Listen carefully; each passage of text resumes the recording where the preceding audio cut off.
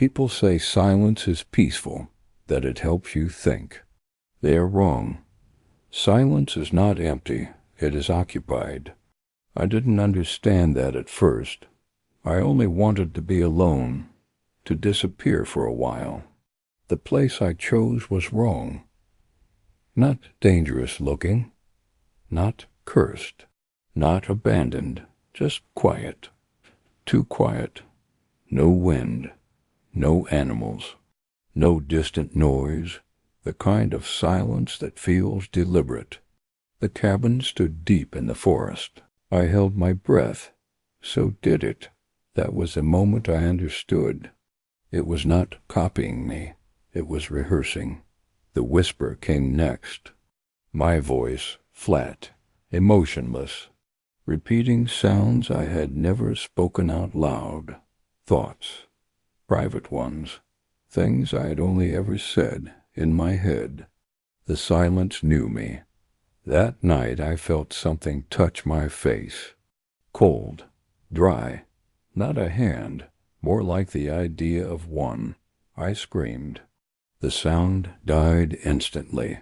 The silence swallowed it whole. Then the whisper spoke again. Clear this time, still my voice. But older, it gets closer. I hear my breathing change, without my permission. Sometimes I feel my mouth move, when I am not trying to speak. The silence is practicing. One day, it won't need me anymore. And when that happens, there will be no sound left at all. Tired. It said one thing, stay still. I ran. The forest closed in. The trees leaned toward me. The silence followed. I could feel it behind me, moving without sound. Without effort, I reached the car. Started it, drove, but the silence came with me. It followed through the road, through the city, through the walls. Now it waits. Every time the world gets quiet. We should walk back to that farmhouse we'd passed, Elias said. But the problem was we hadn't passed a farmhouse for miles. Then we heard it. A soft sheet dash, sheet dash. We thought it was just the wind, but the air was dead still. It sounded like someone was dragging a heavy silk dress through the stalks, just feet away from us, hidden in the dark. Now you have to picture this. On both sides of the road, the corn was over 8 feet tall. It wasn't golden and swaying. It was dead, dry, and gray. It looked like thousands of skeletal hands reaching up toward the moon. We stepped out of the truck, and the silence was heavy. You know that feeling when you're in a soundproof room? It was like the corn was absorbing every sound we made. It was late October, the kind of cold that feels like it's trying to get under your skin. The sun had dipped below the horizon an hour ago, leaving that weird, bruised, purple sky. We were looking for a shortcut to a music festival, and of course, we took a turn onto a dirt road that Google Maps didn't even recognize. After 20 minutes of bouncing over potholes, the truck just died. No sputter, no warning. Just silence. The whispering grain. Lean in a bit, guys. This isn't one of those "I heard it from a friend" stories.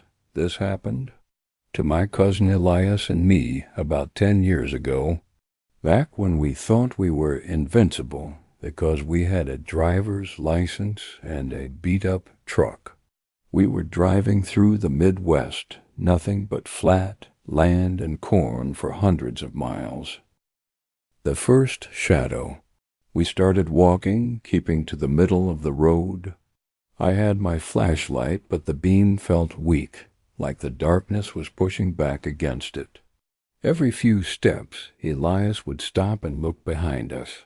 He swore he saw someone a tall, thin shape stepping back into the rows every time he turned around. "Stop messing with me, man," I whispered. My voice sounded tiny. He didn't answer. He just pointed. There, about 50 yards ahead, stood a house. It was a tall, Victorian-style wreck with peeling white paint. It stood right in the middle of the fields, with no fence, no yard, just the corn pressing right up against the porch. There were no lights in the windows, but the front door was wide open, against our better judgment, mostly because the shoo-shoo sound was getting louder and coming from 3 different directions now.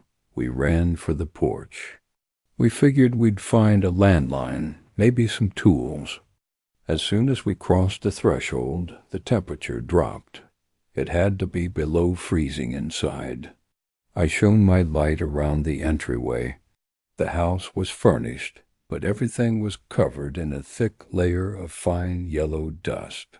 Pollen, or maybe crushed grain.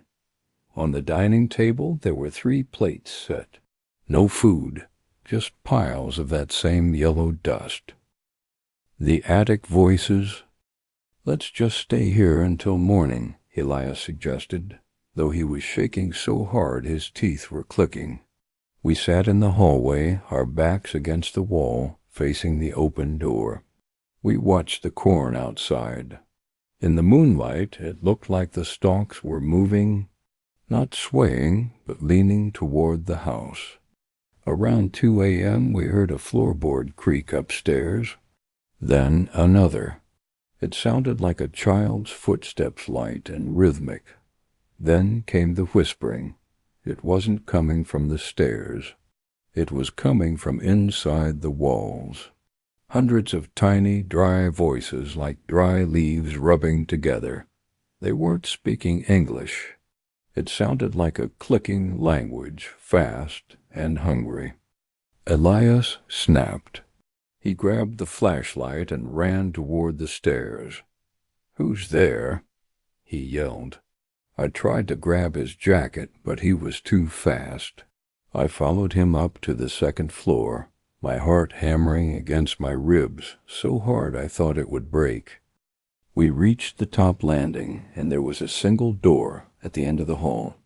It was vibrating, just slightly.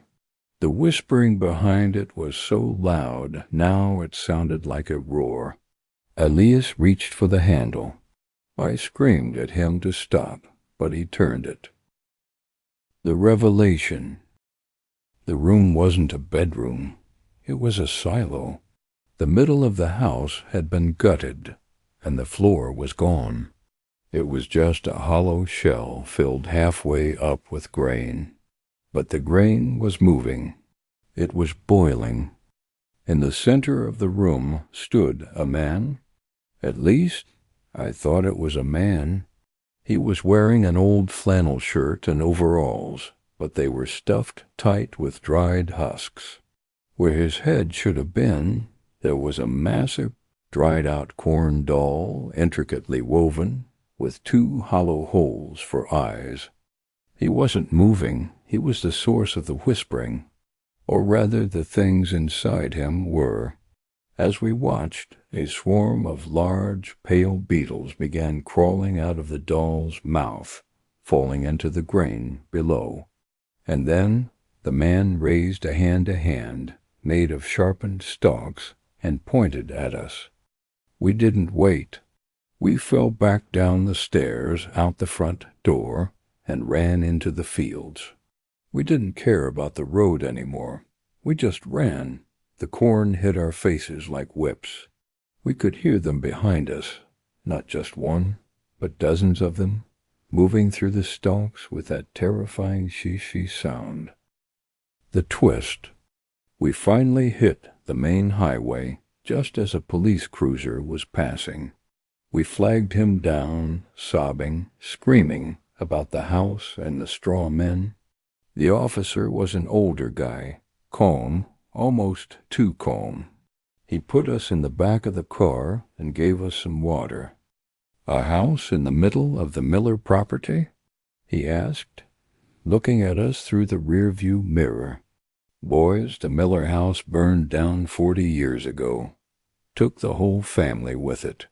They say the harvest hasn't been the same since. He drove us back toward town, and I started to feel safe. The adrenaline was fading. I looked over at Elias, who was staring out the window, completely silent. "Elias," I whispered, "you okay, man?" He didn't turn around. He just kept staring at the dark fields passing by. I reached out to touch his shoulder, but my hand stopped. I noticed something on the floor of the police car, a trail of yellow dust. I looked at the back of Elias's neck. There was a small tear in his jacket that hadn't been there before, and poking out of the tear wasn't skin. It was a single, dry, gray husk of corn. I looked up at the rear-view mirror to catch the officer's eye, but the mirror was angled downward.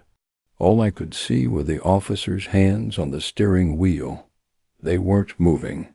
They were gripped tight, and as the light of a passing street lamp hit them, I saw it. The skin was cracked and yellow, and a pale beetle was crawling out from under his fingernail. The officer didn't look back. He just whispered, in that same dry, clicking voice we heard in the house, "The harvest is never really over." Then he turned the car off the highway, right back into the corn.